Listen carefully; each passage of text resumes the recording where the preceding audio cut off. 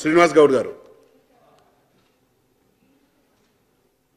అధ్యక్ష, ఈ మనదశ ఉద్యమం ప్రారంభమైందే ఈ పోలీస్ డిపార్ట్మెంట్లో జరిగినటువంటి అక్రమాల పైన ఒక జడ్జిమెంట్ వచ్చినప్పుడు మా నాయకుడు సిద్దిపేట సభలో లక్షల మందితో సమావేశం ఏర్పాటు చేసి ఇది అన్యాయం, నా ప్రాణాన్నైనా ప్రాణంగా పెట్టి దీన్ని రద్దు చేయిస్తా అని చెప్పి ఈ అంశాన్ని తారస్థాయికి తీసుకుపోయి ప్రాణాన్ని పణంగా పెట్టి తెలంగాణ తెచ్చుకున్నటువంటి సందర్భం అధ్యక్ష ఇది.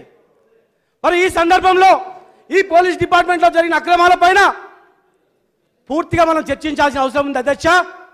ఈరోజు ఏపీఎస్పీ బటాలియన్ చూసుకుంటే 70% తెలంగాణలో ఉన్నటువంటి బటాలియన్లో ఆంధ్ర వాళ్ళు ఉంటారు అధ్యక్ష. ఆంధ్రలో ఉన్నటువంటి బటాలియన్లో కేవలం 5% మాత్రమే ఉంటారు అధ్యక్ష.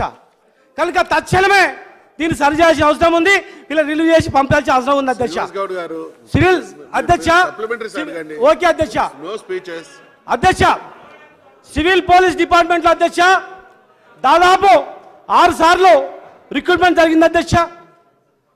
రాజ్యాంగంలో ఎక్కడ కూడా 6 జోన్లు మాత్రమే ఉన్నాయి అధ్యక్ష, ఫ్రీ జోన్ అనేది లేదు. కేవలం హైదరాబాద్లో భూములు ఆక్రమించుకోవడానికి ఎంఆర్ఓ ఆఫీసులలో ఆర్డీఓలు ఎట్లయితే ఉన్నారో ఎవరైనా పోలీస్ డిపార్ట్మెంట్లో కంప్లైంట్ చేస్తే పోలీసులు మా వాళ్ళే ఉండాలని చెప్పి ఈ హైదరాబాద్లో ఆంధ్ర పోలీసులు ఉండడానికే కుట్ర పని ఈ ఫ్రీ జోన్ తెచ్చి 434 మందిని రిక్రూట్మెంట్ చేశారు అధ్యక్ష. దీనిలో కేవలం 174 మంది మాత్రమే తెలంగాణ వాళ్ళు ఉన్నారు, మిగతా మొత్తం కూడా ఆంధ్ర వాళ్ళు అధ్యక్ష. మరి వీళ్ళని గుర్తించారా? దాదాపు 98 మంది 89 బ్యాచ్కి సంబంధించినటువంటి వాళ్ళు 98 మంది మరి డిఎస్పీలుగా, ఏఎస్పీలుగా, ఎస్పీలుగా పనిచేస్తూ ఉన్నారు. మరి ఇనిషియల్ స్టేజ్లో అపాయింట్మెంట్ తప్పు కనుక మళ్ళీ వీళ్ళని స్థానికత ఆధారంగా వాళ్ళ ప్రాంతాలకు పంపించడానికి ఏదైనా ప్రతిపాదన ఉందా? రెండవది అధ్యక్ష, మిగిలిన వాళ్ళు దాదాపు 69 మంది ఉన్నారు అధ్యక్ష. ఈ 69 మంది సిఐలు ఇంకా తెలంగాణలోనే పనిచేస్తున్నారు అధ్యక్ష. ఈ లిస్టు మీ ద్వారా వారికి ఇస్తున్న అధ్యక్ష. వీళ్ళు చాలా మంది మా ప్రాంతాలకు పోతామని చెప్పి కూడా అడుగుతున్నారు అధ్యక్ష. మరి వాళ్ళని పంపడానికి ఏదైనా ప్రతిపాదన ఉందా? ఈరోజు అధ్యక్ష శ్రీనివాస్ గౌడ్ గారు క్లియర్ అడుగుతున్నా సార్ మా కడుపు మండుతుంది సార్. ఆ రోజు తెలంగాణ ఉద్యమంలో ఇషాన్ రెడ్డి చనిపోతే కనీసం అమరవీరుల స్తూపం దగ్గర రానియకుంటే మా ముఖ్యమంత్రి కన్నీళ్లు తెచ్చుకొని ఉస్మానియా యూనివర్సిటీ నుంచి అమరవీరుల స్తూపం దగ్గర వచ్చినటువంటి పరిస్థితి మాకు గుర్తుంది సార్. ఇదే అసెంబ్లీలో హరీష్ రావు గారిని, ఈటల రాజేంద్ర గారిని గెంటేస్తే మా పద్మాదేవేంద్ర రెడ్డి గారు కండ్ల నీళ్ళు పెట్టుకునే సంఘటనలు మాకు గుర్తున్నాయి సార్. మమ్మల్ని జైల్లో పట్టించి 4 హింసలు పెట్టినటువంటి వాళ్ళను మాకు ఇంకా గుర్తున్నాయి సార్. మరి గుర్తుపెట్టుకొని అలాంటి వాళ్ళు ఇంకా పనిచేస్తుంటే మా కడుపులో మండుతుంది సార్. వాళ్ళని ఎప్పుడు పంపిస్తారో చెప్పాల్సిన అవసరం ఉంది సార్.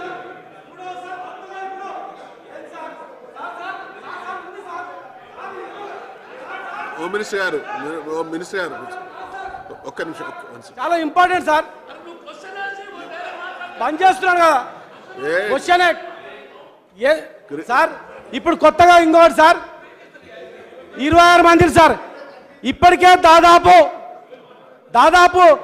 4000 మంది ఆంధ్ర వాళ్ళు ఇక్కడ పనిచేస్తున్నారు సార్.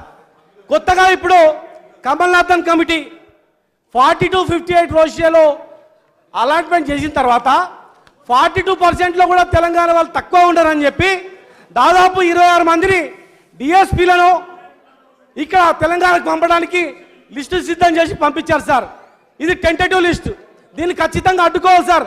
వీళ్ళు అడ్డుకోకపోతే వీళ్ళు చాలా యంగ్స్టర్స్ సార్. వీళ్ళు ఐజీలుగా డిఐజీలుగా కూడా రావడానికి అవకాశం ఉంది, ఫ్యూచర్లో వాళ్ళు అవుతారు.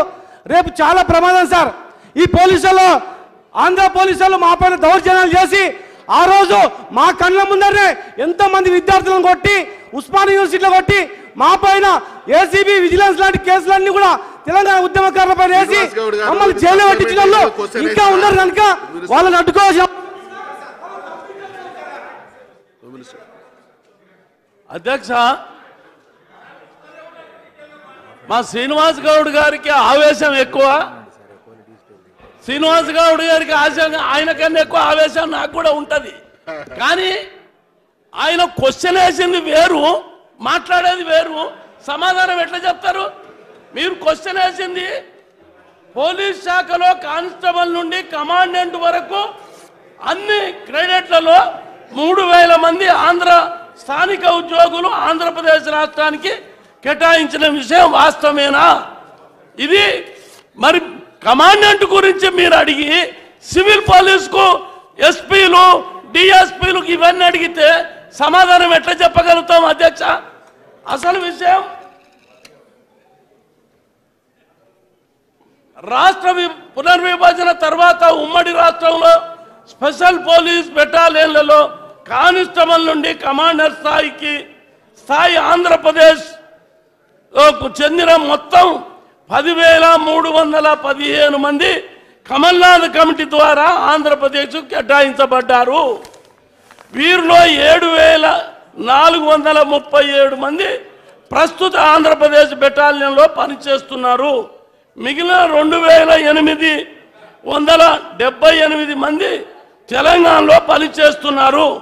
వీరిలో పేర్కొన్న విధంగా 431 మంది రిలీవ్ చేయగా ఇంకా రిలీవ్ చేయాల్సిన వారు 2,447 మంది ఉన్నారు.